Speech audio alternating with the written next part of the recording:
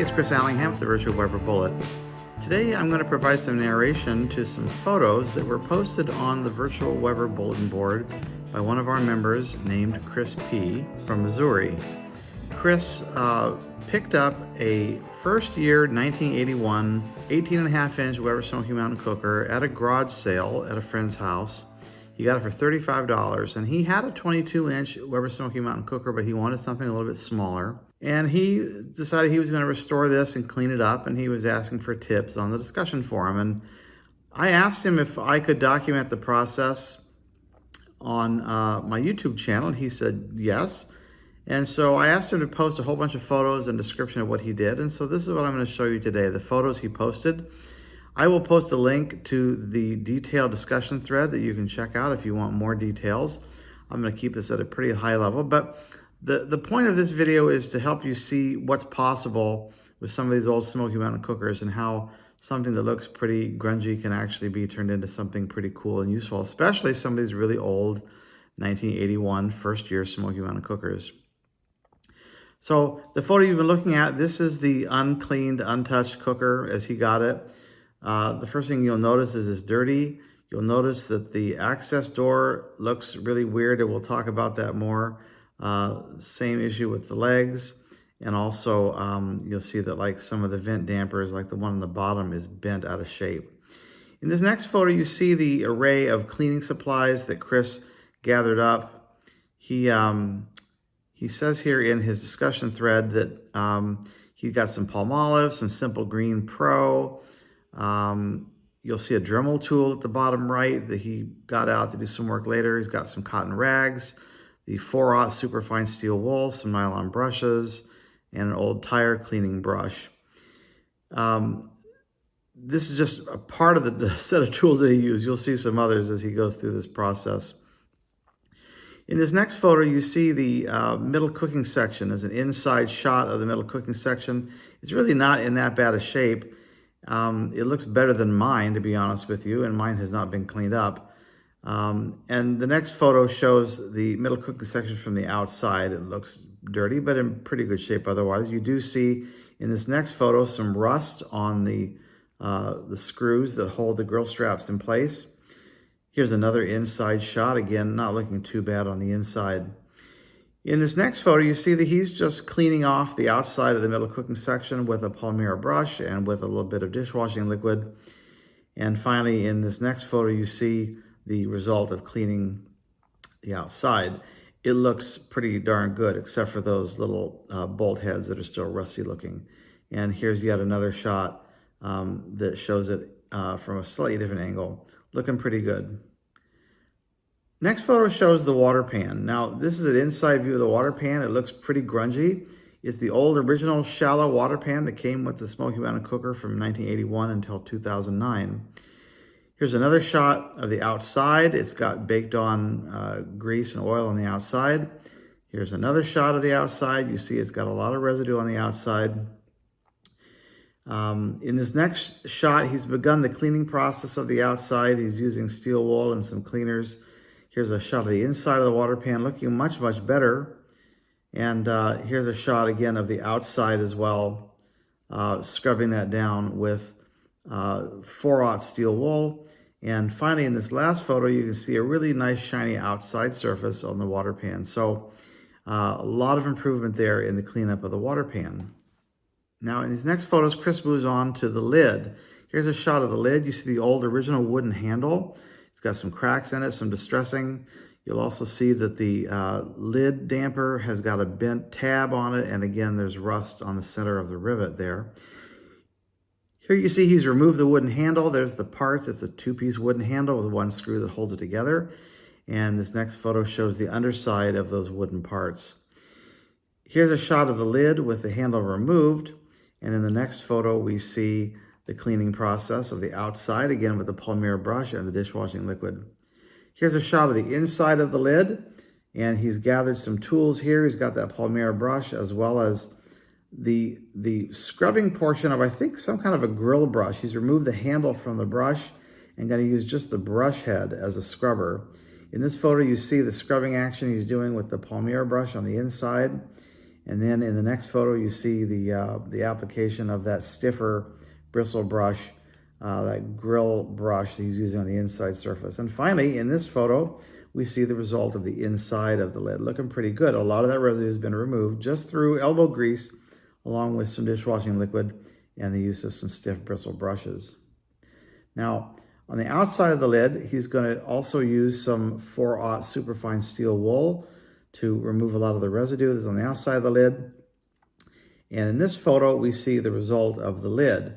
Got a nice shiny looking lid now that's really well cleaned, sitting on top of that middle cooking section. Now we're moving on to the charcoal bowl. And the charcoal bowl takes the brunt of a lot of, I don't want to say abuse, but use of the cooker over the years, because this is where the fire is. And the fire is very intense, and the heat causes lots of things to happen inside the bowl. Here's an inside shot of the bowl. You can see it's grimy and rusty. And here's a close-up shot of some of the rust on the inside of the bowl. But the rust is worse on the outside of the bowl. Here's a shot of, it looks like it's the bottom center of the bowl. And this next shot shows some rust off slightly to the side on the outside of the bowl. This happens because the high heat causes little fractures in the porcelain enamel.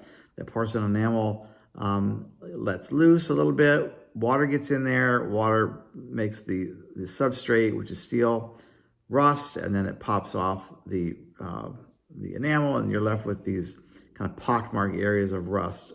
Happens on the inside and the outside of the charcoal bowl. This next photo, you see a spot where there's even some rust around where one of the legs attached to the outside of the charcoal bowl. So one of the key tools here for Chris P was the use of Easy Off. And you see in this photo, he's sprayed the inside of the bowl and scrubbed that out. And then you also clean the outside of the bowl with this, and you see the results in these photos. The outside still looks pretty sad with a lot of rust on the surface here. You also see streaks of rust running down the side of the bowl from one of the vent dampers. Now we'll get back to rust removal a little bit later, but at this point, Chris shifted his attention to trying to repair the vent dampers. So they're bent on the bottom, on the charcoal bowl. There's also one bent on the lid. You can see here a couple of things he's done. This tool is actually the metal handle for that grill brush where he took off the head and he used it as a cleaner. Well, here he's using just the handle as a prying tool. He used it here to pry it up a little bit off the surface of the damper. Then he used a thin piece of wood that he placed up against the edge of that tab, and he used a hammer to try to tap out that tab. And you see the result here. He's adjusted or readjusted the one here on the right side. The one on the left is bent out a little bit. Here's a picture of another damper on the bowl that needed to be worked on. And here's yet another one where there's one of the tabs very flat to the bowl. And here you see he's taking that piece of wood, placing it on the outside edge of that tab and using a hammer to gently tap it upwards back into place. So that was his technique for adjusting these tabs on the dampers. Now we're looking again at the inside of the bowl, and just, fairly clean inside. I mean, pretty good. And you still see here there's rust on the outside of the bowl as well. And finally, a quick shot here of the lid. You see that one of those tabs on the right is a little bit bent, so he's going to make some adjustments to that as well, although I don't think I have pictures of that process, but the same as he did on the charcoal bowl. Now turning attention to the legs. So the legs on the original 81 Smoky Mountain Cooker were made of steel, and they only did this for a couple of years because of this very reason. They rusted like crazy. So here Chris is trying to restore them. He's using a wire brush on an electric drill to grind off a lot of that rust. You can see how it's partially done in this photo, and it's looking much better in this photo. Here's a close-up of some of the detailed rust there at the bend at the bottom of the leg. There's also rust on the inside curvature of that piece, so he's using a Dremel tool to go in there and try to grind some of that out. There's only so much you can do in this regard. There's a whole series of photos here that show that process of using wire brush and Dremel tool to try to grind that out as best he can. Here's a shot that shows, some completed work on the left in the middle, and then one of the original untreated legs on the right. So I think if you're trying to stay original here, this is a pretty good way to do it. Pretty good result. You're not going to get them perfect, but much better than the original rust. Now, the access door is a similar situation. It was also made of steel. It also rusted back in the day, and that's why, again, aluminum was used starting around 1983 or 4, something like that, instead of steel, because these parts rusted out like this. So in this picture, he has run the wire brush tool from the drill across that door without a whole lot of success in trying to clean that up. He also used some kind of a plastic cleaner to try to spiff up that knob, but without any good result there either. So this shows you as good as he was able to get the access door. Now in this next photo, you see the original charcoal chamber. Back in the day, they only had a single row of perforations. And you see here that this one is really rusted through. It's holding together, but the weld area looks like has let loose. He didn't really do much of anything to try to clean this up or fix this up. I'll show you later kind of what he resolves to do. Here's a picture of it down in the charcoal bowl with the original charcoal grate. And I know it's original because you'll notice that at the top edge of the grate where it meets the charcoal chamber, there's a gap. These old charcoal grates from 81 until 2009 had a gap at the edge where charcoal could fall through. They fixed that in 2009, but this old grate that's kind of warped and has that gap in the side indicates that it is an old grate. And here's a shot with the middle cooking section inserted into the charcoal bowl with the original cooking grate that he has on top. Here's some shots of it all kind of coming together. Here he's assembled the whole cooker. He's got the lid on. You'll notice in this photo that it looks kind of dusty or gray, and that's one of these effects that happens on some of these old grills where the black porcelain enamel, it develops kind of a gray effect in the finish. There's really nothing you can do to resolve it. It's just, it's very common on a lot of old kettles and also on some of the old Weber Genesis gas grills. Here's another shot of the cooker assembled, and here's the front shot. So if you look at this picture right here and you consider where it started and how it looks, I mean, I think this is a pretty good looking, sharp looking 1981 Weber Smokey Mountain Cooker. This has been cleaned up and a rust removed as best as he possibly could. I think a lot of people would stop right here. However, Chris did not stop right here. He's now going to dive into rust removal. So here's the Rust-Oleum rust dissolver product that he used. And here you can see the results of the application of it to the outside of the charcoal bowl. Those rusty pockmark spots are now more silver looking than rusty looking. Here's another one of those shots as well. And then in this photo, you can see where he's actually touched it up with some high temp Rust-Oleum glossy black barbecue paint. So certainly an improvement over what was there before. Next, moving on to the handle. So we had this kind of, old, very weathered handle. I hope he kept it as part of the provenance of the old grill, but here he's ordered one of these new wooden handles you can find online these days from different purveyors. And here it is installed on the lid, so it's looking pretty sharp. Now next, back to the legs. Chris was able to connect up with one of our forum members who had an extra set of aluminum legs. And so Chris went ahead and graciously accepted those, and he installed them on his cooker. And here you see those legs installed on the cooker, and he's got a nice cover on the grill, so he's looking pretty sharp, but he's still not stopping there. In this photo, you see that he has purchased one of the burnt paper water pan covers you can buy. It sits in the top of the water pan. You see it down here through the top cooking grate.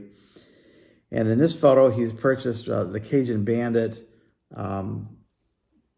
charcoal chamber with a new charcoal grate as well. So again, hoping he kept the old single row perforated charcoal chamber for the provenance and history of the grill. But here he's upped his game in terms of what he's doing with the charcoal chamber and that grate. Here it is sitting out in his driveway, and here he's made some ribs, which look like we're only getting the leftovers apparently in this photo. And finally, just the last couple of photos, you'll notice another change in this photo. He's gone ahead and purchased a Cajun Bandit stainless steel access door. So again, hoping that he kept the the original steel door. Here he's got a piece of brisket flat that he's cooked. It looks pretty delicious, and the closing shot of the cooker at the very end of this series of photos. So again, my point in showing these to you is to give you a sense of what kind of effort can go into restoring one of these old 1981 18.5-inch Smoky Mountain cookers. I really want to thank Chris P. for sharing this with us. I have not had a chance to do a restoration like this. Maybe someday I'll have a chance to do it to my 1997 Smoky Mountain cooker, but I've not done it, and Chris did it, and he was very gracious to allow me to use these photos to share with you the process he went through. I hope it serves as inspiration for you if you've got an old Weber Smokey Mountain cooker, or any of really the old Weber kettles, or even the old Weber gas grills. There's so much you can do with the proper cleaning products and tools and techniques to bring these grills back to really a beautiful place where you can use them and enjoy them, and just share and enjoy the history of these old grills. I want to thank you for watching this video. I appreciate you very much. I would really appreciate it if you would like and subscribe to my videos and hit the notification bell so that you'll find out when I have new videos coming out. It really does help me very much with the YouTube algorithm. And if you have any questions or comments about this restoration, I would encourage you to post them down in the comments below, and I'll try to answer any and all questions you have. If you're a forum member, you can find the link to this thread in the description of the video, and you could go out there and you could post questions there if you wanted to. If you're not a member, you can certainly follow the thread and you can read the details, which you can't post. You could always join though and join the conversation. And until next time, I thank you very much, and I wish you a great day. Take care, everybody. Bye-bye.